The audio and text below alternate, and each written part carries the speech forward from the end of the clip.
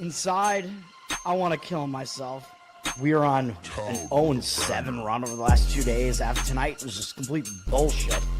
So that's how I'm going to start off this show. Horrible Sunday, 1-5.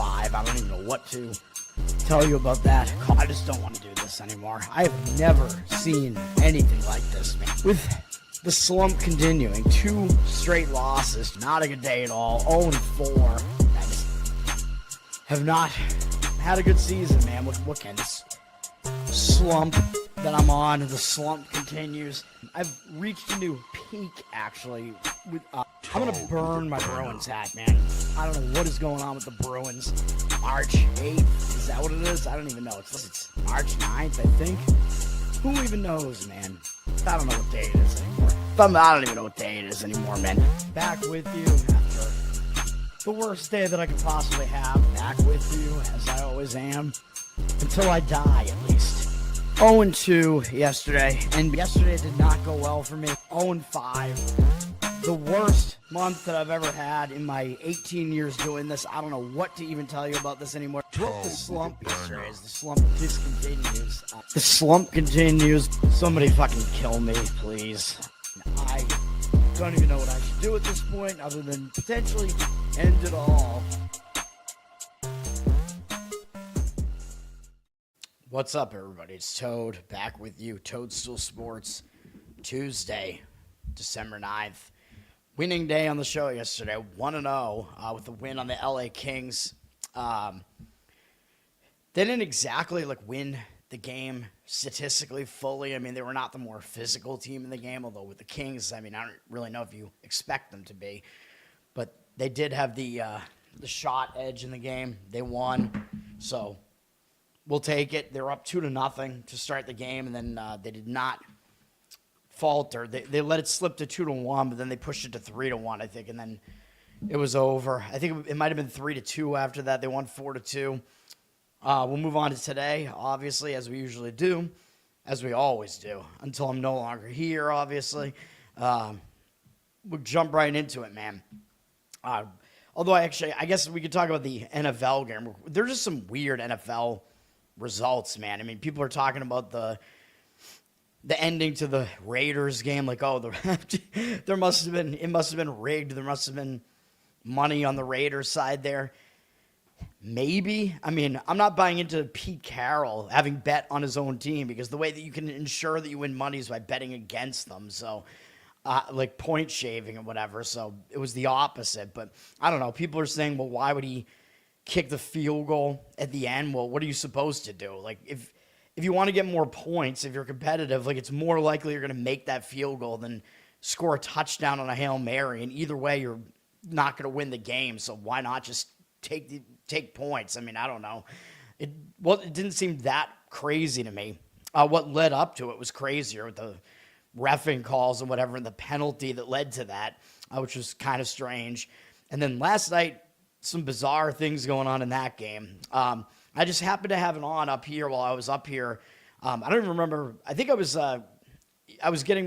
doing some of my album top 10 list of the year, and I had it on over here, and I'm like, I just happened to be watching it when the Jalen Hurts 2 turnover play happened, which is something that I don't believe has ever happened before in the NFL. The same player turning the ball over twice in one play. If you didn't see it, Jalen Hurts did that in the second quarter, I think, shortly before halftime. He threw an interception to, I want to say it was a lineman, and the lineman started running with it, fumbled the football. Jalen Hurts recovered the fumble, started running with it, fumbled, and the Chargers got the ball back. Dude, I've never seen anything like that, man. 3 turnovers on one play, and 2 by Jalen Hurts. That's just insane. But that is what happened. And then the ending to the game was crazy. 2 people are going to say that was rigged as well, because it wound up going into overtime. Chargers got the ball first. It looked like they were driving pretty easily. It looked like they were going to get a touchdown. They stalled out. They kicked a field goal. So then they had to hold Philly to a field goal. It looked like Philly was going to get nothing because Philly got set back with a holding penalty, and they had 3rd and 16, but they converted it.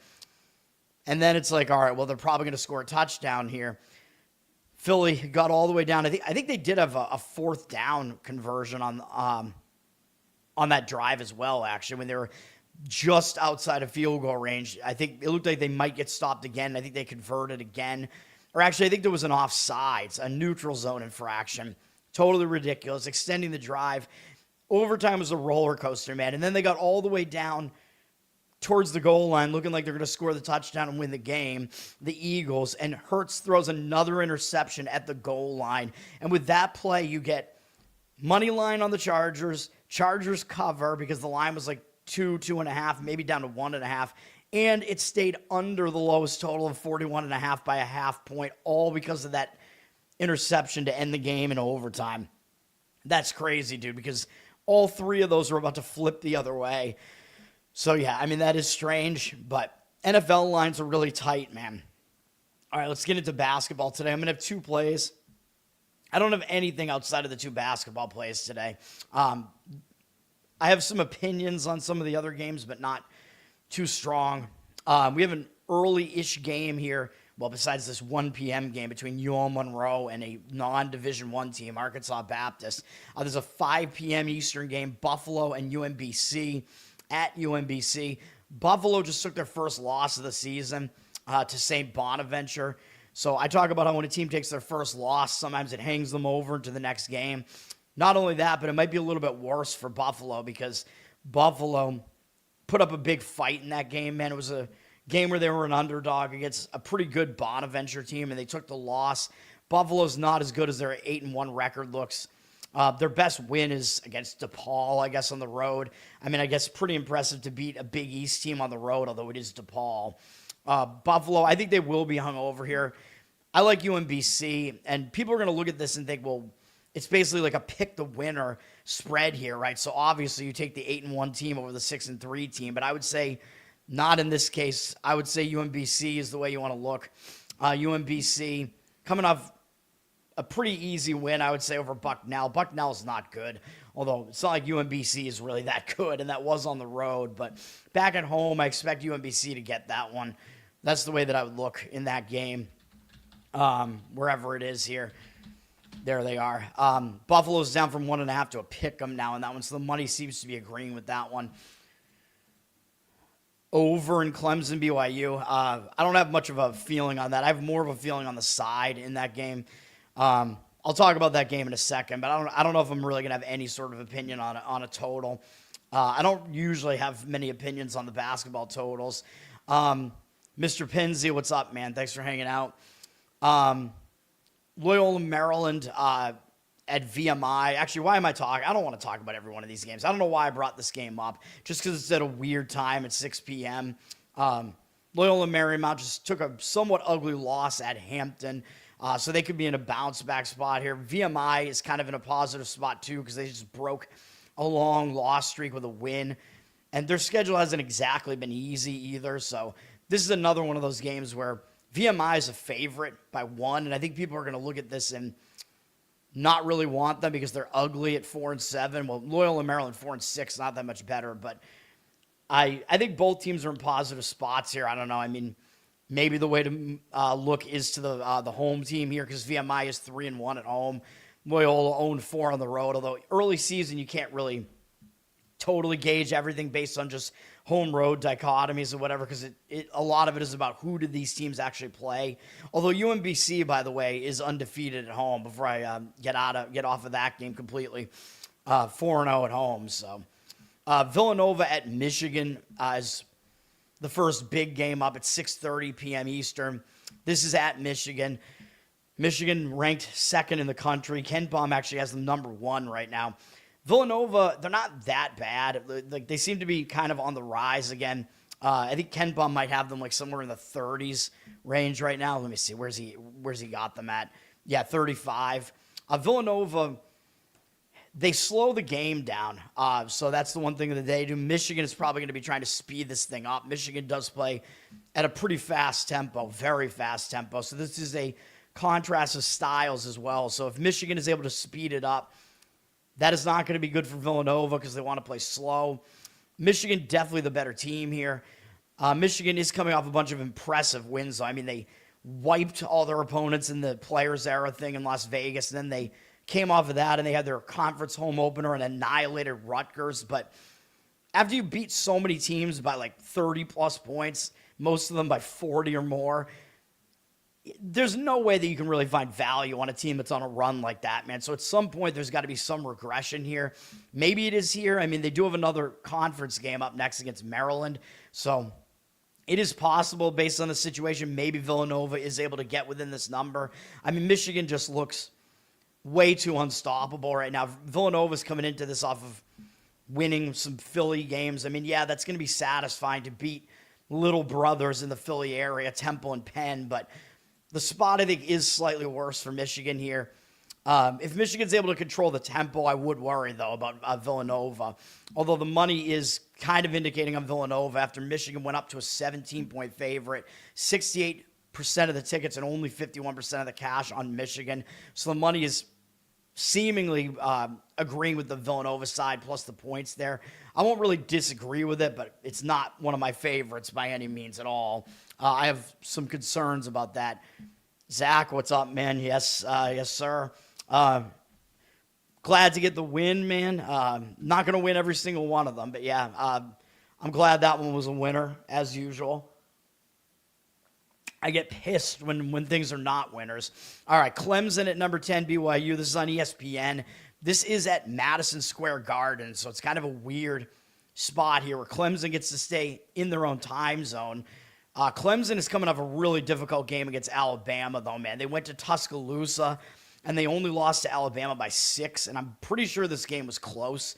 Alabama was a fairly substantial favorite in this game, and Clemson played them really tight, man. Clemson had chances to maybe even win this game after they were getting blown out of the game. They were getting destroyed in the first half, came back and actually took the lead in the second half. They had the lead again late by 1 point with 2:41 left in the game and then fell flat. I think it's going to be difficult for Clemson to get back up off the mat after that, man. Now they got to play BYU, although it is, again, in the Eastern time zone. BYU is going to have to travel from home to the Eastern time zone for this, which does worry me a little bit, although BYU is coming off an easy win over Cal Baptist in their last game. So I think the spot does set up better for BYU. I would lay it with BYU if I was going to play this one. They're up from 5.5 to 6.5. 92% of the tickets and 97% of the cash on Clemson. So the money kind of looks like it's on Clemson, I guess, although they're kind of looking like a public side too. This is the Jimmy V Classic, by the way, sponsored by Modelo, the Mexican cerveza. People would somewhat have a tendency to think the spread is a little big and want to come in on this Clemson team because they've been good in basketball the last couple of years, 7-2, although this number 10 ranking in front of BYU's name makes me think maybe BYU will be a public side. The way that I look at it, I think BYU is the right side in that game, though. BYU, Ken Baum actually has them 9th in the country. They do play faster than Clemson does, although BYU is not as fast as they were last year, at least not right now. But Clemson wants to play significantly slower than BYU. So if BYU is able to speed up the tempo, then that may throw Clemson off as well, which then kind of segues into Pinsy's question about the total here. This could be a situation where the side and the total are correlated. The total dropped from 151.5 to 150.5. But I think if you like BYU, which I do here, I think that probably means they're going to be speeding the game up more, which if BYU is going to cover, that probably means the game's also going to go over more likely. So I don't really disagree with the over, but it's a contrast in styles. Like, if I was going to play an over, I would tend to like to do it with two teams that like to go up tempo. Although, of course, if that's the case, you're going to get an even higher total. Clemson, they're going to try to contrast that and slow it down. And if they're able to do that, they might actually be able to cover this as well. So total in that one, again, I think depends on what you think of the side. So I'll slightly agree with the over just because I think BYU will cover that. But yeah, I mean, I'm not really a totals guy, so I wouldn't put too much weight into what I'm saying there. Maryland Eastern Shore is at the now ranked Virginia. 24, Virginia. They're back in the rankings, man. Virginia basketball. Are they back? Maybe. They're 8-1, but their schedule has not really been that difficult yet. They have one really good win, or a pretty good win, at least here against Texas on the road. And their only loss is to Butler, which Butler's not that great. I mean, that's not a great loss. It's not the worst possible loss either. But now Virginia's coming off not only beating Texas, but they beat a pretty good Dayton team after that. Now they get Maryland, Eastern Shore, and up next they have to play Maryland, although it's not for 11 days. But this might be a spot where Virginia just tries to get in, get out. It's kind of a sandwich spot. Maryland, Eastern Shore is awful, but Virginia plays slow. I think Maryland Eastern Shore is also going to want to play slow here. So it does kind of have the makings for maybe a low-scoring game. Yeah, Maryland Eastern Shore is literally the slowest-paced team in the country. And Virginia does like to play quite slow as well. So probably a low-scoring game here, but it kind of makes sense to take the points. I don't really want to do it in this case, but that's probably the way that I would look if I was going to play it.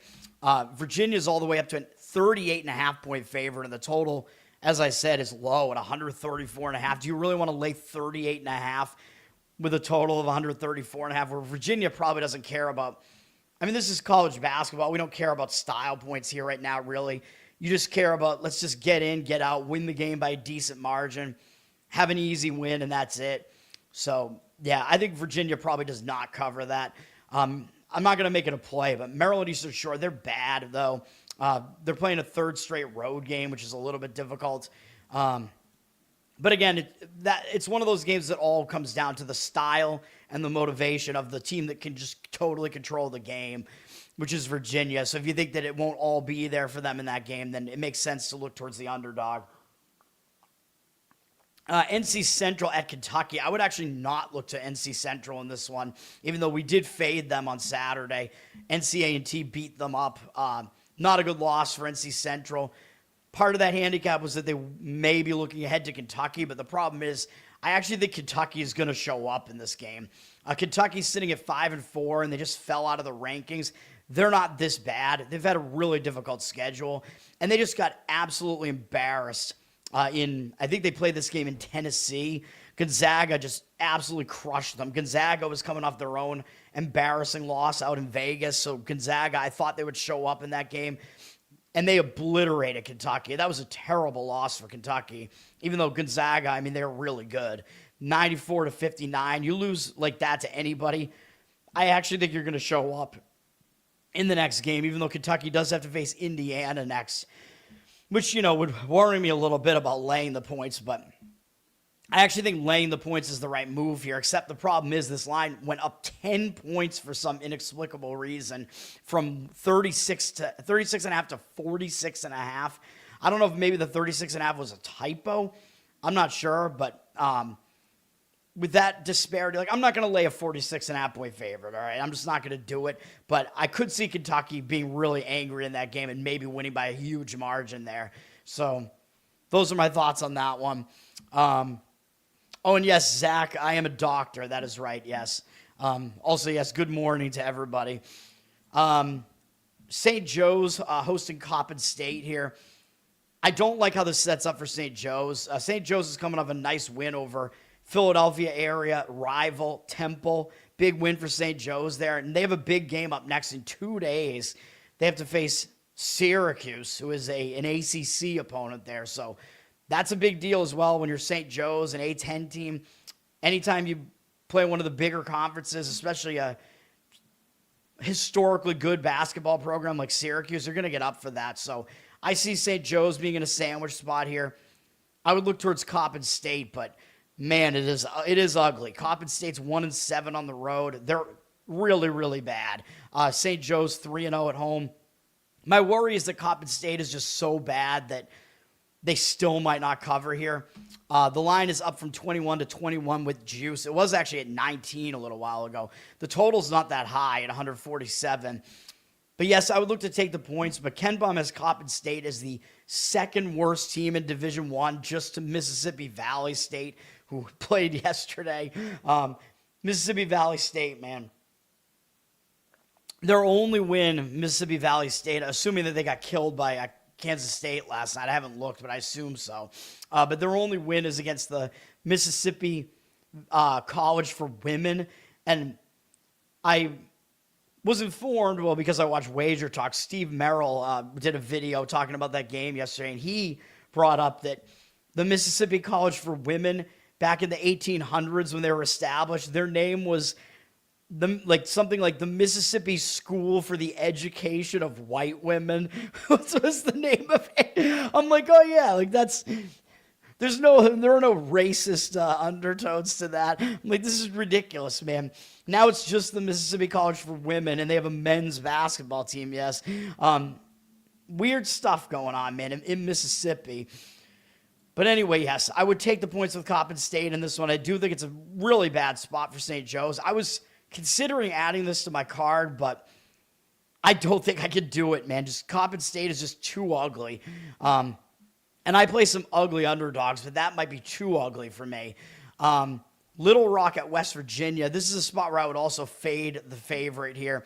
West Virginia coming off a pretty difficult game against Wake Forest. They lost, although it wasn't that close. West Virginia was losing by double digits, I think, down the stretch in that game. They lost by 9. They have to turn around and play Ohio State in a few days, though. So this is a game that's against Little Rock, and it's sandwiched in between two much bigger games. So I do consider this to still be a sandwich spot. I would look to take the points with Little Rock, although, again, you're looking at a West Virginia team that's been really good at home, 7-0. Little Rock is really bad on the road at 1-6.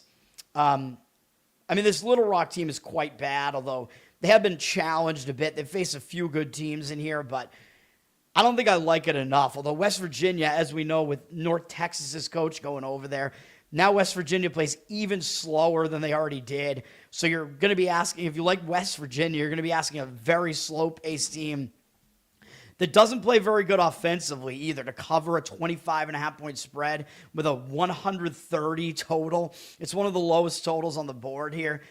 Yeah, I mean, that's a big ask there, man. If I was going to play it, I would take the points with Little Rock. Up from 23.5 to 25.5 there. Very, very big ask to ask a slow as hell West Virginia team. I think they might literally be the slowest tempo in the entire country, or one of the slowest. I think I already pointed out who the slowest was a little while ago. West Virginia's got to be like in the 5 slowest teams in the country, man, because that's just what that coach does. So you're asking that style of team that also doesn't score well to win by over 25.5. Yeah, I would take the points in that one. McNeese and Rhode Island is kind of interesting. Rhode Island is coming off getting blown out by an in-state big brother Providence. So the question is, do they get emotionally up for that? Will they be hung over from that, or will they show up this time? McNeese already took an ugly loss at Incarnate Word. McNeese was a big favorite there. McNeese is still one of the best teams in the Southland. As Will Wade, even though he left the program, he kind of left them in a good spot, a decent spot. At least McNeese did bounce back and blew out Northwestern State in the ensuing game. And now they have to go to the East Coast to face Rhode Island, which is the first time they're going this far east all season. So to me, it does kind of look like a bounce-back spot for Rhode Island. Probably the way that I would look in this game, although McNeese is up from a 1.5 to a 2.5 point road favorite there. So the odds makers are telling you McNeese is actually still the better team there over Rhode Island. Don't have too many thoughts on that. Next up is one of my best bets, though. And we are going to take the points with Ohio State at home. I'm actually going to the bigger boys for my 2 plays today, which has, had mixed results this year, I know, but we're up on college basketball by a significant margin, man. It's high volume for me with college basketball, but we've been doing well, so hopefully we continue to do so. I mean, I was in a hole after last year, and we're already well out of that, so hopefully we can continue to do that. This is against number 13 Illinois at Ohio State. I got a bunch of reasons for doing this. Illinois, first of all, first true road game for Illinois. And I always talk about how the first true road game, especially this deep into the season, going to a true hostile environment, that's usually a difficult situation to be in. But to make it worse for Illinois, they just played a couple of huge games in a row, losing to UConn by double digits. But then they beat Tennessee in Nashville, so it was like a semi-home game for Tennessee. Illinois went in there and they beat Tennessee. That's a huge win, man. Now they got this unranked Ohio State team that looks to be a little bit down still. And up next, they do have a ranked Nebraska team in 4 days at home, which is going to be Illinois' conference home opener, I believe. Even though, yes, this is their first conference game, but of course, this is Ohio State's conference opener, even though it's not their Big Ten opener. But still, I think this is a bad spot for Illinois for all those reasons, man. And beating Tennessee like that was a nice win. Tennessee was a small favorite in this game. Tennessee, by the way, I thought Tennessee was in a bounce-back spot, though, so it's kind of inexplicable that they lost that game by double digits to Illinois. Tennessee coming off that real ugly loss to Syracuse that was a win for us here on the show. After losing to Kansas, that one was explainable. Both of those were explainable. I mean, both of those were wins for us on the show because Tennessee was coming off beating Houston, which was massive. Then they played Kansas really tough as well, so I just thought they were going to get caught in a sandwich, and that was their first true road game going to Syracuse. Difficult spot. We got the outright win with Syracuse, but then I expected Tennessee to kind of bounce back from that, and they did not. But after a win like this for Illinois, I do think Illinois is the fade after this. Tennessee had a really bad game, too. If you look at this game, Tennessee actually dominated Illinois in the rebound department, which does look good for us fading Illinois here. The fact that Illinois was minus 15 in rebounds in this game. So it's like, well, how did they win this game? Well, Tennessee lost the turnover battle 13-6. That was part of the reason why it was sloppy for Tennessee. So that's something that Ohio State's at home, probably they're going to handle the turnover department a little bit better here. Tennessee also was terrible in the game shooting, 37%. Sometimes Tennessee just goes ice cold from the field, man. They're not a good offensive team, really. And 30% from three, not horrible, but Tennessee just had a bad shooting game, man. So again, a bit of an outlier there. For Ohio State, yes, I know the record looks better than they actually are. They're 7-1, but their biggest opponents, they beat Notre Dame by 1 at home. I know they lost to Pitt on the road, but we took Pitt in that game because that was Ohio State's first road game. They lost right at the end. Ohio State had a nice bounce back and beat us, though, in the second straight road game. They had to go to Northwestern, and I was worried about Ohio State stepping up in class, but they did well. They beat Northwestern on the road. Now they're coming back home for their Big Ten home opener. I think the crowd is going to be in there for that one, man. The crowd's going to be crazy for their home opener. They get to host an Illinois team that's been one of the top teams in the Big Ten for the last few years. It's a big deal for Ohio State. I think it's maybe not quite as big for Illinois. Spot sets up a lot better for Ohio State here, in my opinion. That's what we're going to do.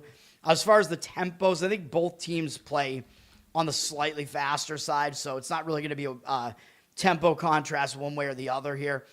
So I'm fine with that as well. Ken Palm's got Illinois at 11th. He has Ohio State kind of sneaky in here at 34th, so not that bad.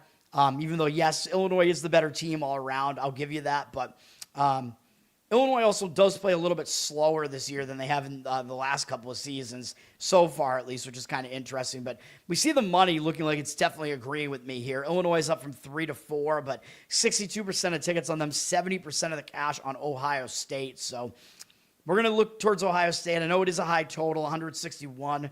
Both teams do like to play fast. I like taking points more so when it's a low total, but it's all about the spot. We're doing it. Ohio State is the play there, and I apologize for the banners going down again. Of course, I always forget having to take the timers off. There it is. Ohio State plus the 4 or 4.5. Hopefully not too much of a difference there. So that is that one. All right. We do have Brown and Providence is interesting because Providence is coming off a very satisfying win over URI, Rhode Island. That's a big game, I think, kind of for both teams, even though Providence, I think, is kind of considered to be the biggest team in Rhode Island. They beat the second biggest, University of Rhode Island. Now they got to play Brown, who's considered to be one of the little brothers there. And up next, Butler, which is Providence's conference opener, I believe, their first Big East game. So that's a big deal. So I think it's a sandwich spot that Providence is in here, man. They're coming off a sibling rivalry game, very satisfying win. They got a littler sibling here, and then their first huge conference game up next. Brown, I mean, they're not good, but they're going to step it up for a game against a Rhode Island sibling. You know, they played okay at URI already, only losing by 10. They beat Bryant. So they've stepped it up for these in-state games, at least. I would look to take the points with Brown in this one. The money is not agreeing on this one. Providence is up from 16.5 to 19. 78% of the cash on Providence. 67% of tickets on Brown. I don't agree with the market on that one. Total, not that high at 149.5. I would prefer to take the points with Brown. It's not on my card, though. Brown, I mean, they're coming off an easy win over a non-Division I team, too. So that's just a game that continues your momentum, in my opinion. Morgan State at DePaul was a pretty weird one. Morgan State just played Longwood pretty close. Morgan State's a bad team. They were a pretty substantial underdog in that game against Longwood. And the fact that they played them pretty close and almost pulled off the upset, now they're coming off of that and they're having to go on the road. It seems like a difficult spot, even though I do worry that, well, DePaul's a Big East team, so maybe Morgan State will still get up for that game. DePaul, they're coming off a real ugly performance, man, against Arkansas Pine Bluff. DePaul must have been a massive favorite in this game. Pine Bluff is awful, and DePaul only won that game by 4. So I think DePaul is going to be kind of in an angry mood there. They're going to be shocked back into focus, and I don't mean the Wichita State Shockers, who they do have to play next. So I guess I do kind of worry about that being a little bit of a look ahead for DePaul there. I mean, Wichita, much bigger name here, but when you have a bad game like DePaul did against Pine Bluff and you barely win as a massive favorite, I do think you show up focused in the next game. So my lean in this game would be DePaul. They're up from 22 to 23.5, so the money seems like maybe it's agreeing with me early on in that one. I would probably lay the points in that one, but again, I'm staying on the sidelines for that one. Penn State at Indiana. Hey, this sounds like a football game. Nope, it is basketball. Penn State, I mean, they're pretty down right now, man. I think Ken Bum has them like barely cracking the top 100 right now. So Indiana is definitely the better of these two teams. But people might see, oh, it's Big Ten, Penn State. They got a big name still. They're 8-1. People are going to look at this spread and probably think it's really, really big. And I think the public might have a tendency to want to grab the points with Penn State. So I think maybe that's not the right move here. They're going to step it up for it. It is a big game, but this is going to be their first true road game since New Haven, which was their only true road game so far, and that's New Haven. I mean, they're not good. They're a new team to Division I, so this is going to be a completely different animal having to go into Indiana, where this crowd is already fired up because Indiana won the Big Ten in football.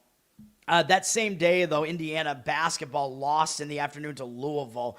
So I do worry about Indiana coming off a big game like that, although they did lose by double digits.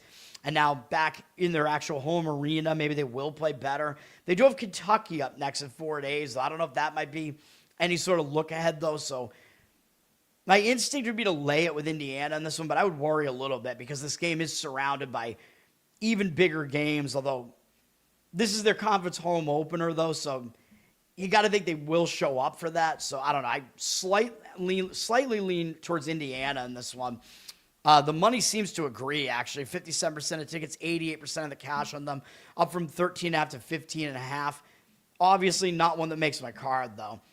One that will make my card is number 18, Florida, at number 5, UConn. We're going to lay the points in this one with UConn, minus the 4.5. I know last time I tried to do something like this, it didn't work. It looks like the money's disagreeing with me. They went up from 3.5 to 5.5. Now the line's coming back down a little bit. I think 4.5s are out there right now. The percentages are flipping all over the place right now, so I don't know where the market is going to land on this. This isn't until 9 p.m. Eastern. 73% of tickets, 75% of the cash on UConn for now. Now, this is on ESPN. This game is not at UConn. This game is in Madison Square Garden, but UConn does have a huge fan base in the New York area because they're pretty close to New York, so I know it's not a true home game. It's not even as good as a UConn game in Hartford, but UConn will have the fan base in their favor in this game, though, against Florida. So there is at least that. So I don't know that we can consider it semi-home. I don't think I would quite say that, but it's not quite a neutral location. Let's put it that way.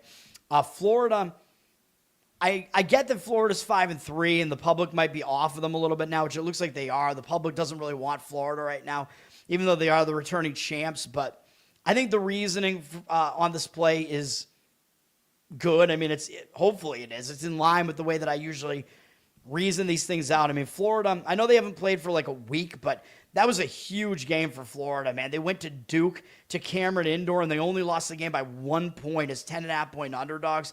This is a huge game for Florida, dude. They went in and they almost beat Duke, who's one of the top teams in the country. Florida was losing the entire game. They were losing by margin, by double digits, and they came all the way back, and they led the game in the final minute of the game and then lost right at the end. That is a brutal way to lose that game, and now you have to go up into the cold, up into New England, or not New England, but New York in this case. I don't know, man. It seems like Florida might not handle it that well. UConn, I know they look like the better team. I know they're the team with the better ranking right now, sitting at 8-1, but I think they're going to show up. And we faded UConn in the last game because I said it was a sandwich spot. They were coming off big wins over Illinois, Kansas. They played Texas A&M, East Texas A&M, East Texas A&M, believe it or not, covered that number, even though UConn won 83-59. We got an easy wire-to-wire cover in that one because the spread was just way too big. And now UConn coming off of that, that was really like a tune-up game at home. They're staying up in the Northeast. They're just going from New Haven to New York. Very quick trip for UConn here. They played earlier, that was on Saturday, I think, right? The game against East Texas A&M, but Florida hasn't played since the middle of last week, I believe is what the case is. But that's fine. I mean, I like how this sets up for UConn better, even though they have less rest. I mean, they had an easy cakewalk game, which I think just continues your momentum through.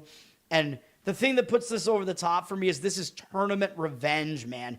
And the tournament revenge spots have been good, except we lost on the Wisconsin one against BYU. But we didn't win on the one, but I was correct on the one with Tennessee beat Houston.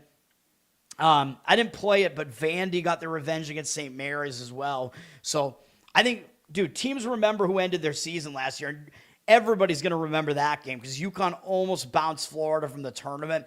And yeah, Florida, maybe they'll remember that as well and remember that they didn't play that well and they should have won that game more easily. But now the tables have flipped here a little bit, man. And UConn's actually the better team right now this year. And I think UConn's going to want the opportunity to avenge that tournament loss and beat Florida this time. So I think it's a bigger deal for UConn. I think they have this game circled. Florida's coming off what I think is actually a bigger game for them against Duke. They have to play these 2 straight huge games in a row like this, both in somewhat hostile environments. So, yeah, I don't like it for Florida. I like Connecticut in this one. Florida also wants to play fast, and UConn does not. UConn's going to play slow, and you got to think that in this environment, with UConn being the favorite, not really at home, but in a more home than neutral site, let's say, UConn should be able to control the pace. Plus, it's easier to slow it down. So if UConn slows it down, that's going to frustrate Florida. That's exactly what UConn did in the tournament as well. I know a lot of these guys might not really remember that because of the personnel changes a lot from year to year, but some of these guys are going to remember that game, especially on the UConn side. UConn still has Caravan there. He was involved in that game last year, so one of their top players was in that game last year. The coaches are the same. So, yeah, we're going to go with UConn in that one, man. And that is my final play of the day. But you guys can stick around for all the rest of the analysis. Dartmouth and Colorado State. Colorado State's coming off a big win over their rival, Colorado. That was a big win. It's always a big deal when those two teams play each other. So, just simply, it could be a little bit of a letdown spot here, but Dartmouth having to play in high elevation. How are they going to respond? I don't know. I mean, they're already out there, though. They just played at Wyoming, and they lost to Wyoming. And I think they caught Wyoming in a spot where Wyoming was in a bad spot, though. Wyoming was coming off playing Texas Tech really close, so they were not in a very good spot against Dartmouth. I think Dartmouth might have covered that number against Wyoming, which I think I gave that as a lean on the show. I give out a lot of opinions. Which game is this? I didn't talk about the Wyoming game, but I'm talking about Dartmouth, Colorado State. Colorado State is up to a 20-point favorite here, but I would slightly lean towards fading Colorado State in that one. Northern Arizona and Arizona State. This is an in-state big brother, little brother situation. Northern Arizona, you got to think they're going to at least try to step it up for a big brother like Arizona State. The problem is Northern Arizona just went into North Dakota State and almost beat them. They only lost by 1. And North Dakota State was definitely a big favorite in that game, probably I would guess 9.5 in that game. So an underdog like Northern Arizona in that game, when you almost pull off an upset like that, and now they have to travel down from North Dakota down to Arizona, although I know they're from Arizona, but still the travel's kind of ridiculous. Coming off a game where they put in a huge effort like that, it's not a good spot. But Arizona State's not in a good spot either, because they just had a very nice win over Oklahoma, and they do have a hot Santa Clara team up next, and then UCLA. So this is kind of a sandwich spot, and at the very least a letdown spot for Arizona State off of that big win over OU. So I don't really like either side here. The money is saying Northern Arizona, as Arizona State's up to 17 with juice. 89% of tickets on them, but 62% of the cash on Northern Arizona. I mean, I don't know if I disagree with that. I would probably be leaning towards an over in that game, although the total dropped to 150. 80% of tickets, 94% of the cash on the over, though. I think with both teams in bad spots, the over kind of makes sense. Arizona State is not particularly good defensively, and they do play somewhat fast, so that is more conducive to the over there. Yeah, and I think that's about it. Long Beach is at San Jose State. Long Beach just played a pretty tough game against UC San Diego, though. Long Beach was pretty much out of that game. I think they had a run really late in the game to cut it to 6 after they were pretty much dead in the game, but still they put in a big effort against UC San Diego. Now they're going to go on the road to San Jose State. Not a very good spot for Long Beach State. For San Jose State, they're just staying at home. They just beat San Diego. Spot is better for San Jose State, in my opinion. They're down from 8 to 7, though. The money is disagreeing with me on that one. 50% of tickets, 80% of the cash on Long Beach, but I would disagree. I would fade Long Beach off of that game against UC San Diego. All right, we got NHL, decent amount of NHL today. I'm actually skipping the entire board, though. This is just nothing that I really love here, even though there were like 12 games, 11, whatever there are. Tampa Bay at Montreal. Tampa Bay is on a back-to-back. Tampa Bay played yesterday, and they didn't do that well. They lost 2-0 at Toronto, but I worry about teams on back-to-backs. They're playing a third game in 4 days, and as announced yesterday, Vasilevsky, their top goaltender, because I thought he was going to play yesterday, he's out. He's injured, which was announced yesterday. So that seemed to come from out of nowhere. I don't know what the deal is, but now Tampa Bay, they're without their top goalie, which that was the case early last season too, I think. So I think he's a little bit older. He can't really stay healthy right now, so that's not good. So I don't know what that means here. I don't know. They're going to have some other goalie coming in here. So they're going to have some goalie who we don't even know who it is coming in and playing this game probably, because Johansson is probably not going to play in the back-to-back. So I don't even know what their goaltending situation is going to look like. So all of a sudden, this doesn't look very good for Tampa Bay, man. And they do have New Jersey up next. Although normally I would say Tampa Bay is not going to overlook Montreal, because Montreal's doing decent this year. Montreal's staying at home and coming off an ugly loss at home to St. Louis. I think the spot is better for Montreal in this one. The money does not agree, which is strange to me. Montreal down from -125 to -118. 71% of tickets on them, 77% of the cash on Tampa Bay. I can't do it, man, even though I know Tampa Bay isn't as bad as this recent slide that they're in. But now that they don't have Vasilevsky, we don't even know who their goalie is going to be here. Back-to-back, third game in 4 days in different cities. I don't like it at all. I slightly lean to Montreal in that one. I don't know what the market is doing there. New Jersey at Ottawa.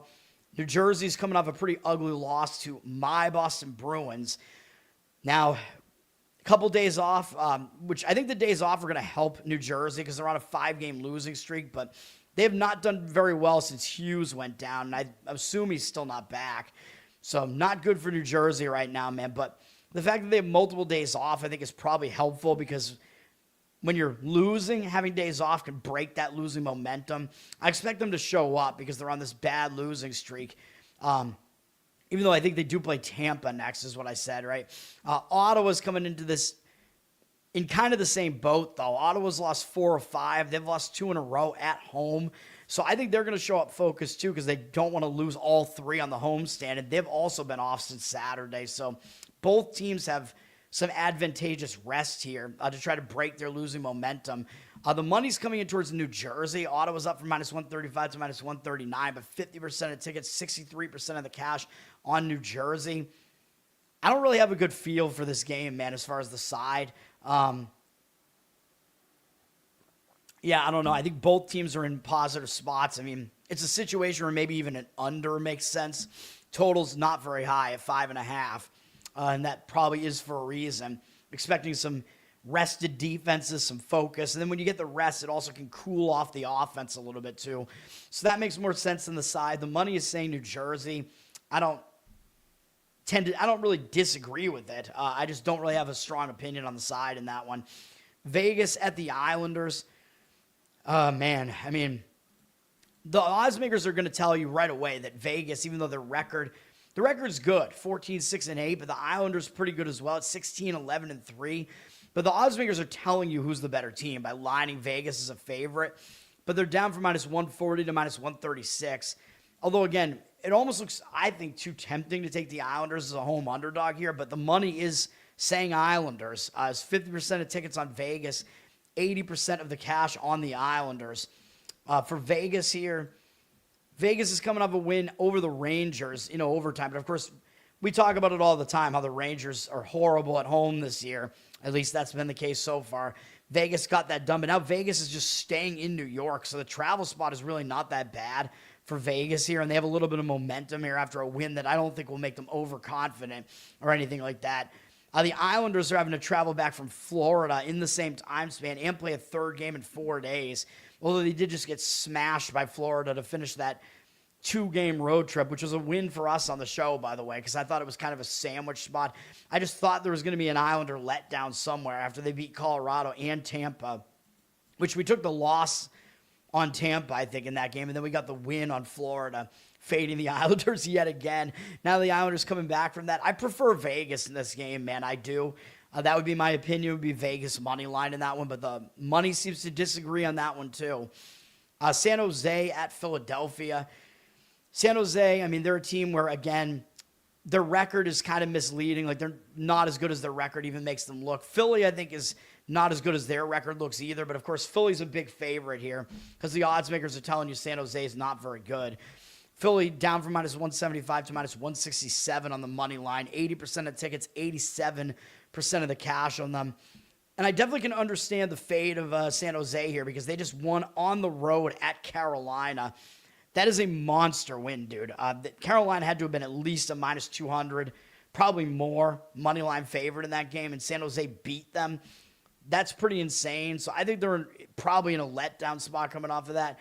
For Philly, though, they're coming off playing Colorado close, man. I mean, that was a 1-goal game for most of the third period, and they lost by 1 goal. So Philly isn't exactly in a good spot either. And they do have Vegas and Carolina then twice, and then Montreal all up after this. So I don't like the spot for Philly either. It kind of looks like a sandwich spot, and San Jose in a letdown spot. Again, it would be a spot where maybe I would look over because it's a spot where both teams might not be in total focus mode there. And, of course, I think both of these teams are fairly over-conducive teams in general anyway. The total's at 6. I mean, they both don't have stellar goaltending. Let's just put it that way. Both teams seem to give up a decent amount. If I was going to play any game today, it would probably be Anaheim against Pittsburgh, although I know Anaheim on the road, not as good as they are at home. Although they're not terrible. Fucking ad block, dude. I fucking hate that shit. That just comes from out of nowhere randomly. Like, I've had Firefox open all morning, man. Like, fuck off. Now, Anaheim, they're starting a road trip. This looks like last night to me where we got the game right on the LA Kings, except that the Kings are better on the road than Anaheim is. But Anaheim's coming off a big win, just like the Kings were. Well, a win by a huge margin, and it was against the same team, too, Chicago. So Anaheim's, and by the same margin. Wow, this does remind me of yesterday. Anaheim beat Chicago 7-1. Now they're starting a road trip, and I don't think they're going to be overconfident or anything like that, you know. I just think they're going to be in a good spot to start the road trip off on the right foot. So just like I said yesterday, it is so similar, it's crazy. Although they are having to fly across the country for this, which was not the case yesterday. But Pittsburgh's returning home from a road trip where they went to Philly, no big deal there, to Tampa. They stayed in the Eastern time zone there, but they did go to Dallas. They've been on the road for more than a week, even though it was only 3 games during the road trip. I always talk about it just like yesterday when a team returns home from a road trip. They can be a little bit distracted, man, when they get back from that road trip. It can, throw them off a little bit. They have to get back to home life. And it might be worse because Pittsburgh just had a big game against Dallas to finish the road trip on Sunday. They took Dallas to a shootout, man. And Pittsburgh was definitely a big road underdog there and almost were able to win the game. That would have been a huge win. Now they're back at home. They do have Montreal up next, and maybe that game means a little bit more. Anaheim, not bad on the road, though. 7-6-1. Pittsburgh, 6-4-2 at home, so pretty comparable records there. Pittsburgh is actually not that great at home. You know what? I'm tempted to actually add this as a play on the fly here. It's just not the Flyers. It's just so similar to last night's game, dude. That, and I think Pittsburgh is not as good as their record looks. Pittsburgh is up from -115 to -122, but the money looks like it's on Anaheim. 56% of tickets, 66% of the cash on them. You know what? Let's add it. Whatever. I'm a glutton for punishment, man. Hopefully we get this one right. Let me look. Let me see what the number is that we can get on this. We're definitely going to get them as an underdog here. Yeah, +110. Decent price there. All right, we'll add it. We'll add Anaheim on the fly there. That was already going to be my strongest lean, but I'll just elevate it to a play. Let's have some fun. Hopefully it's fun. Hopefully we get it right. All right, so, it's so similar to last night, dude. It's like, why would I play last night but not this one? You know what I mean? So there it is. Anaheim +110 on the money line. Good price on that one, too. Just like last night, you get them as a small dog. So there you go. Okay. Columbus at Carolina. Carolina's going to be they're going to be a big favorite here, and they're probably going to be in a foul mood after that ugly home loss to San Jose. So I would not really want to fade Carolina in this spot. For Columbus is, they're going to show up for a game against Carolina, but they're on this run where they are playing a third game in 4 days, all in different cities. Fourth game in 6 days, actually, all in different cities, starting at home with a shootout win over Detroit. They went on the road, took Florida to overtime, then they lost 2-0 to Washington the next night. It's a difficult spot, man, with Carolina being the better team and in bounce-back mode, even though Columbus is looking for a win at just by any means on the road trip. The spot to me looks better for Carolina. Yeah, they're playing a third game in 4 days as well, fourth game in 6 days as well, but all of those have been at home, so it's a lot easier when you're not having to travel. Carolina's down from -220 to -200, but I think they're the only way to look at that game. With the total being fairly high at 6.5, maybe a Carolina puck line kind of makes sense there. My Boston Bruins are at St. Louis, so this is debatably a zigzag spot because we know the Bruins just beat St. Louis, and I lost on that one. That was a loss here on the show. I'll let you know my wins and losses, man. Plus, they're all out there. It's all tracked on this channel. My Bruins, I thought they were in a bad spot. They lost to St. Louis anyway. I thought they were sandwiched in between Detroit and New Jersey. I didn't like it, but the Bruins beat St. Louis 5-2. It was misleading, though. If you look at the stats in this game, St. Louis outshot the Bruins by 12. They outfaced off them. They outhit them by 12 as well. So St. Louis won all of the major stats in that game. And then the Bruins followed that up with a big win over New Jersey, 4-1. Now, yes, the Bruins are starting a road trip, and I do talk about how starting a road trip, you do tend to be focused, and the Bruins do have 2 days off, but I don't know that the days off are necessarily going to help them coming off a big win. I don't know how focused they're going to be on a St. Louis team they just beat. You know what I mean? So normally, yeah, it's a focus spot to start the road trip, but here, I think St. Louis might have the adjustments to make here, man, and be a little bit angry off of that. But the problem with St. Louis is they're returning home from a road trip. So I just don't think I can get involved here, man. They've been away since Thursday. It was a short-ish road trip where they started it off in Boston. Then they won at Ottawa and Montreal. Now this for them is a third game in 4 days, a fourth game in 6 days, all in different cities. Plus it's a return home spot. Plus they have to go back out on the road to Nashville on Thursday. So I talk about this when you have that single game back home that can kind of even add to the distractions because you got stuff to do when you're back at home, man. And then you got to go back out on the road again. So it is a tough spot for St. Louis, even though I don't think they're going to overlook a team that just embarrassed them. But I can't do it in that spot. I would still probably slightly lean towards St. Louis, but in that particular spot, I can't really do it. Bruins have 80% of the tickets on them. St. Louis down from -145 to -143 on the money line, but 69% of the cash on St. Louis. The line is also really interesting. Just like I said, like, why was St. Louis a favorite on the road in Boston, right? The odds makers are telling you St. Louis is the better team. And here they're telling you that too because they're getting more than home ice here. Although St. Louis was like -130, I think, at Boston. So they should probably be about -150 in this game, if given that. So I think they're actually getting a little bit of line value here too. And again, the fact that the Bruins have a positive record, St. Louis has a negative record, it's like, well, why is St. Louis a favorite again here? So just like I said with that other game, the odds makers are telling you something with that. All right, Dallas at Winnipeg. I think I forgot to handicap this game when I went through all the games earlier, so we'll do it right now. Dallas is coming up beating Pittsburgh in overtime, now starting a road trip. I think it's a positive spot for them because they're going to start the road trip with some momentum there going into Winnipeg. Winnipeg, I think they're in a decent spot as well, though. I mean, they've had multiple days off to recover from losing real ugly to Edmonton, 6-2, although with Winnipeg, of course, they're still without Hellebuck. I don't know if and when he's coming back. He's on the injured reserve. I don't know if and when he's ever coming back, man. Who knows? So that's bad because he's a great goaltender. Now, Winnipeg, I do think they're in a more positive spot here, though, even though they had a big game against Edmonton, just an ugly loss, multiple days off, back at home. They're going to show up for a game against Dallas. I think there's no question about that. Dallas up from -130 to -135 with 84% of tickets and cash on them. Dallas is going to be the public side. Nobody's going to want any part of Winnipeg. So getting Winnipeg as a home underdog, I mean, I wouldn't really disagree with that side. Just based on the fact that I think maybe there's a little bit of line value in it, but I don't love that game at all. Buffalo is at Edmonton.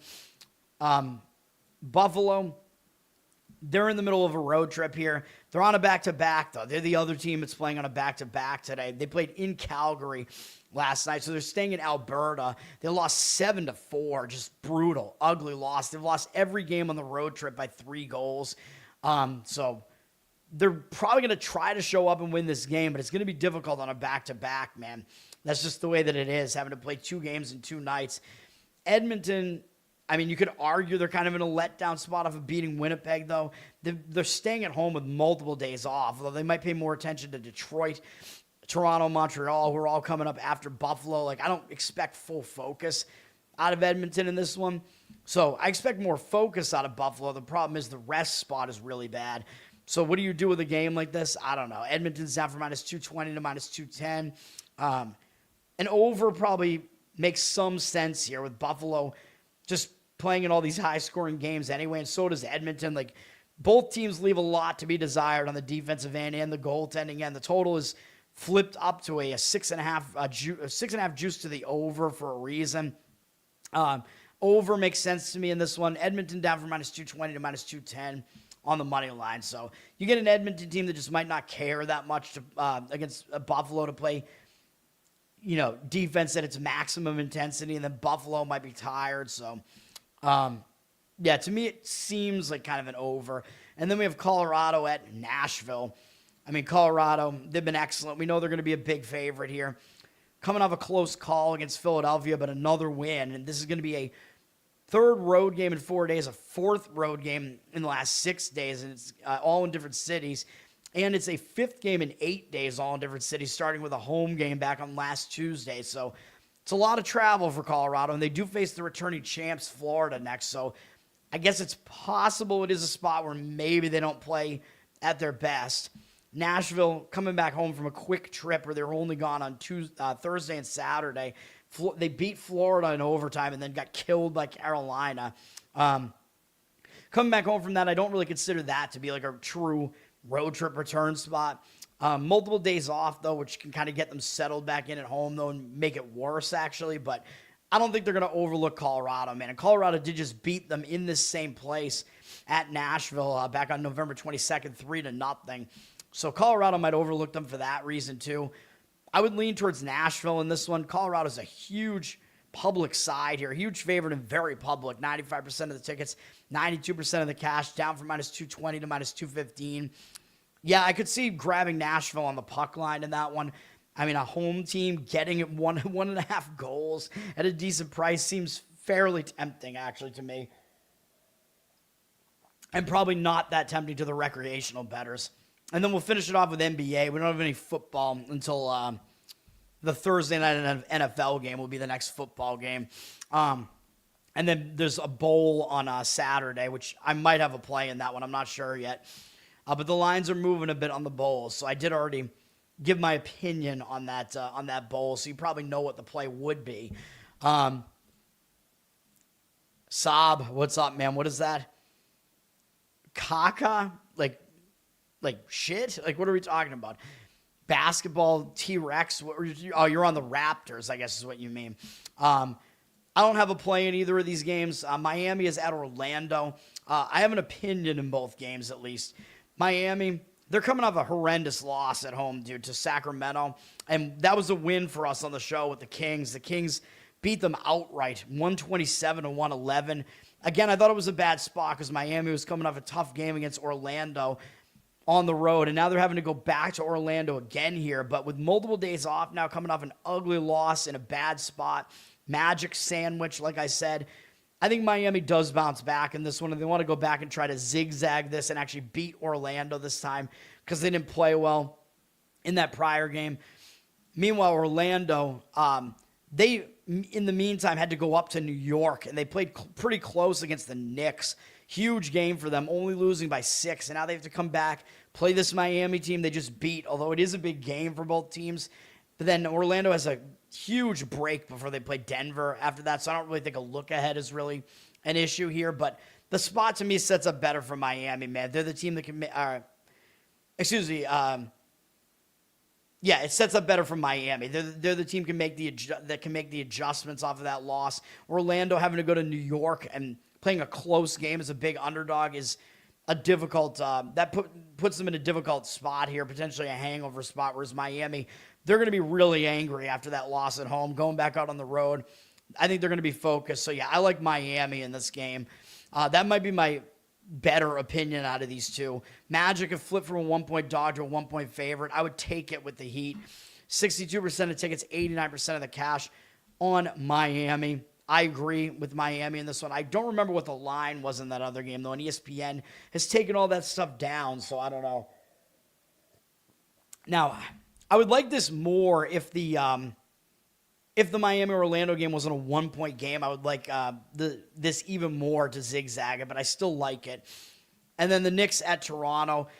I agree with Saab in this one. I agree with Toronto here. The Knicks, they're on a nice run. They're coming off a nice win over Orlando.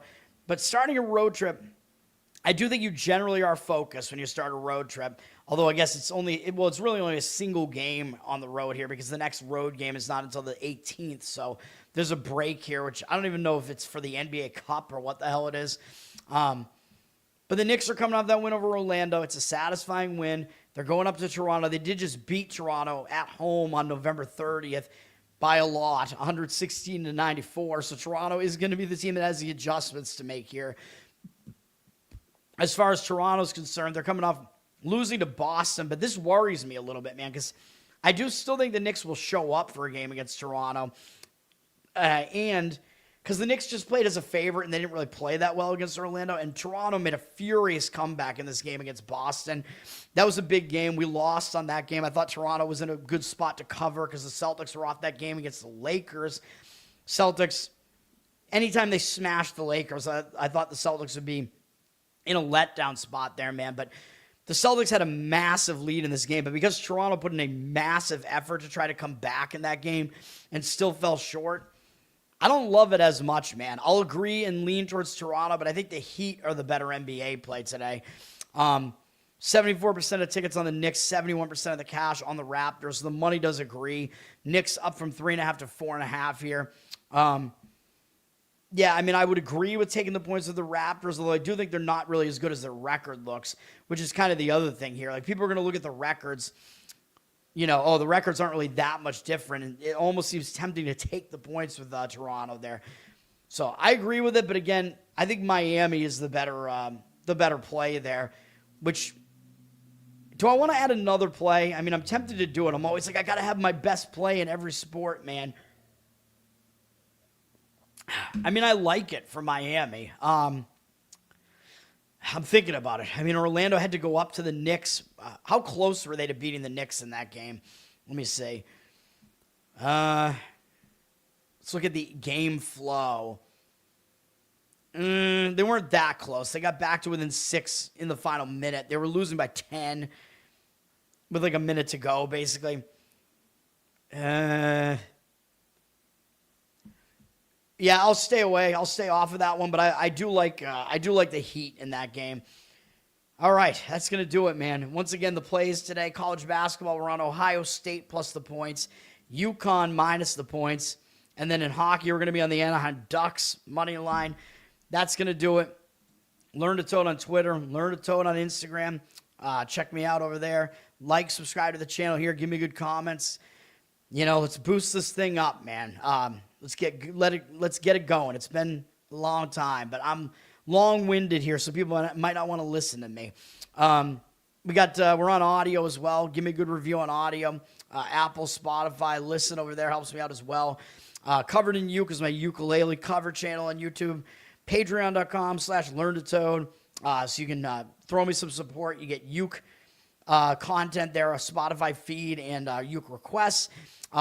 Losercast, episode 2 will be tonight. That's the new comedy panel podcast, man, where we call everybody a loser, basically. So go check that out. That is going to be at 10 p.m., I believe, tonight. Should be on the Losercast YouTube channel, which we're probably going to use to stream at least. The first episode's still up, I think, on Outlawed Thoughts YouTube channel.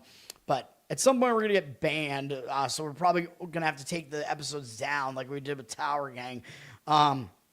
But yes, check that out. And then I don't know what's happening with the Giants podcast that I'm doing with Ben Weir, the G-Spot. He wanted to do one over the weekend. That didn't happen, so we'll see what's going on with that. But it'll happen at some point, I presume. But that's it. That's going to do it for me for now. I got to update my link tree with all this new stuff, too. Thanks, guys, for hanging out. I appreciate it. Again, I don't know where Jeffrey is. I hope he's all right. I hope I didn't offend him too much. I don't think I did anything, really, but I'm just a dick in general, man. But I don't know. Jeffrey just seemed to disappear. So hopefully he's doing all right. We'll see what's up with him. That's going to do it. Angry like Gordon and Dodgeball. Yeah, Dodgeball, I believe it is on Netflix right now, and it's going to be taken down from Netflix. They're going to lose their copyright, of course, because that's the way that it always is. They want to get you to watch these things quickly, man. I think Dodgeball is up there until the end of the month if you want to watch it on Netflix. It is out there, but there are other means by which you can watch it, too. Love that movie. Comedies used to be awesome, man. But, you know, I mean, you can still find some decent movies out there. I liked Caught Stealing, which is on Netflix right now. It was fun. Didn't even realize it was an Aronofsky movie. It's more of a it's like a dark comedy, like crime caper.